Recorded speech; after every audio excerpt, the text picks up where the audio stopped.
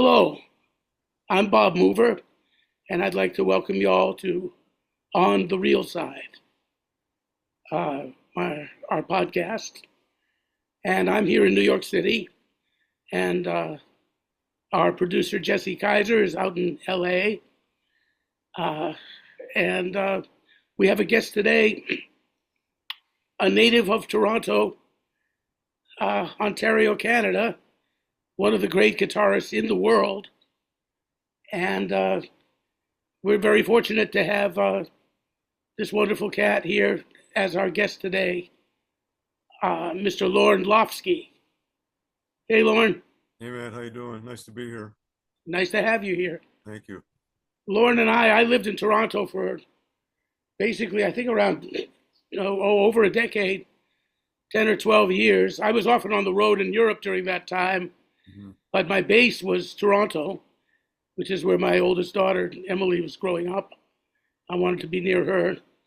And one of the bright spots of Toronto was the chance to having played quite often, a lot of gigs with Lorne. We had a great rapport. We logged a lot of hours there, man, for sure. Yeah. We did in all kinds of places. In fact, there's one thing I'm hoping can become a record.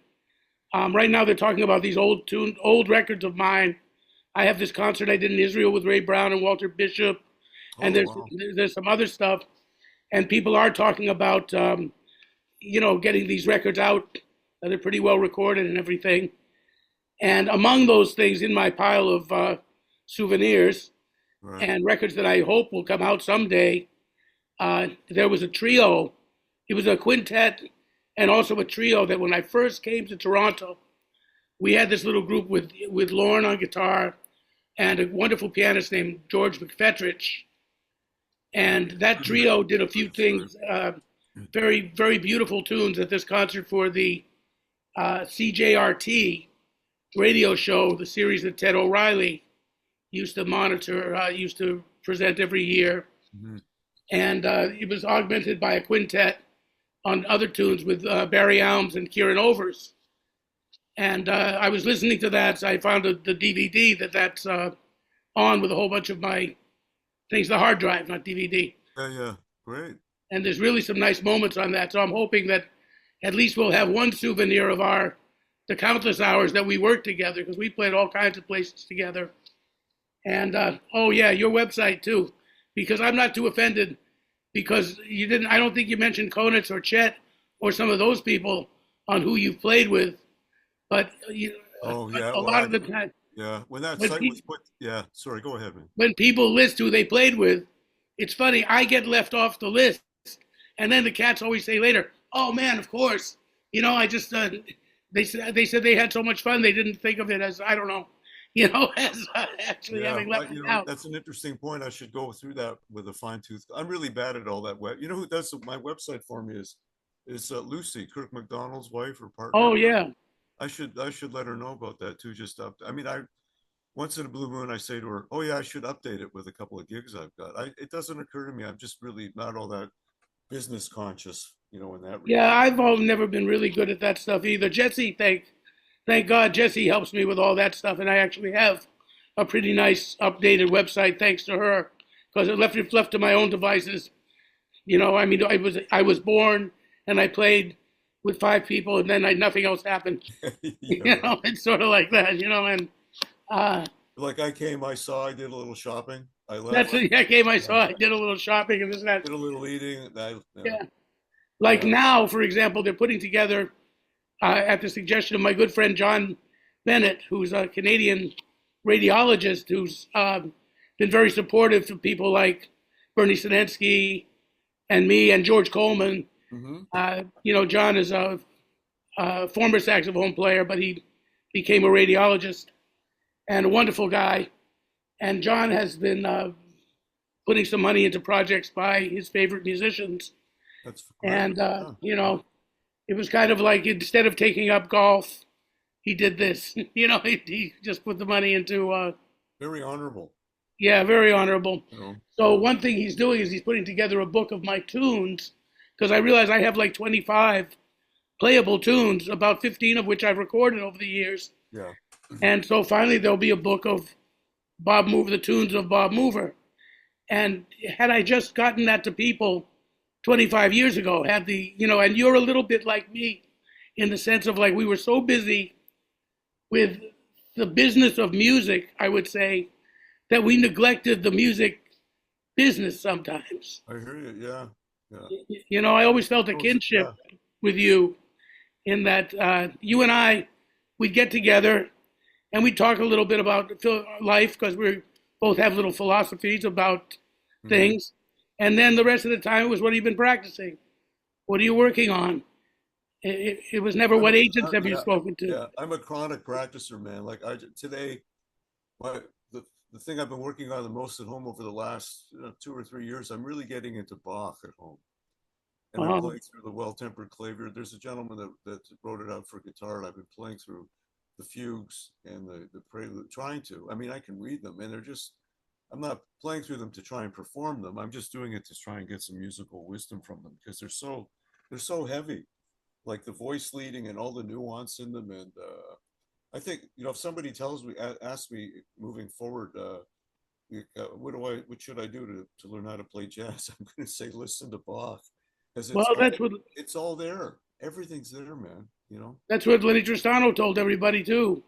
Really? Yeah. And I had breakfast one day with Warren Marsh, and he went on about how it's all in Bach. Just what you're saying now. That's it. And I had a funny line I got a funny response because I said, Mozart, and I mentioned the Sinfonia Concertante in E flat, which is violin and viola. I said on some of those double cadenzas, it reminds me of you and Lee in a certain way. He said, Mozart, I hate Mozart. And that was the only person I ever heard say he hated Mozart. Wow. Warren said, I can't stand Mozart. He says, Mozart just repeats the same licks over and over. Bach is truly inventive. He said after Bach, Prez. And right there, the line goes right from Bach to Prez. Right, yeah. I said, Beethoven know that? He says, yeah, well, there are things to be said for everybody, but no, the line, the definition of music is this. And when I was a little boy, I had a piano teacher named Al Vega, and he was a jazz pianist in Boston, kind of cocktail jazz, but I had a coordination problem. I have gross motor difficulty. So it's hard for me to make one hand go in one direction and the other hand go in the other direction. I can't do certain things. I didn't tie my shoes until I was about 8. It was too much of a, I guess they'd call it something else. They'd have another name for it now, OCD or something, but whatever it was. And I liked Bach. He would play Bach for me. And he got me this book of the Bach Well-Tempered Clavier. And I'd listen to him play, and I really wanted to play Bach, but I couldn't. I played it, I couldn't get my hands to do it. Right, yeah. So he taught me Bach. I was about 6 or 7 years old, one hand at a time. So I would play the right hand very slowly, then I'd play the left hand.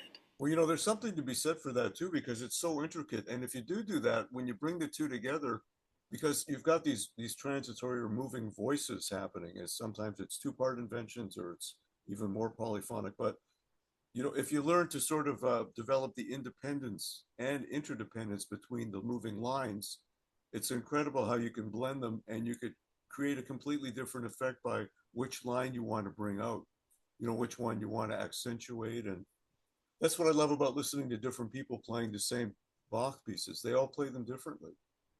There's different tempo, different sensibilities. I just recently discovered this pianist named Thomas Schwann. I think he won a Bach competition in 2020. And on YouTube, there's a video of him playing the entire book 1 of the Well-Tempered Clavier, and then book 2. And hearing him play it versus other people, it's markedly different. His take on it is just, it's stunning. I mean, apart from technique, because all the heavy classical players, they've got technique of the yin yang. It's the interpretation.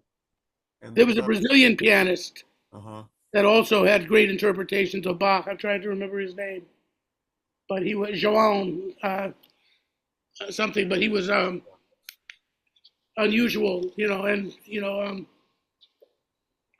For example, if you hear Glenn Gould play the Goldberg variations, for example, especially the second version of that he did, everything's like it. Other than the aria, all the uptunes are like it.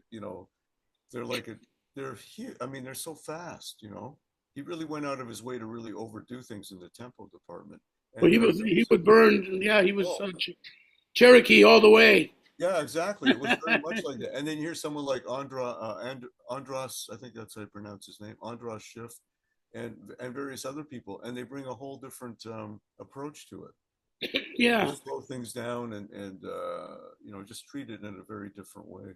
You know what's funny about the Goldberg variations too that I found when my daughter Emily was very little, we would put on she liked the Goldberg variations, but especially we found that if we put them on before she went to sleep, she would go to sleep like that.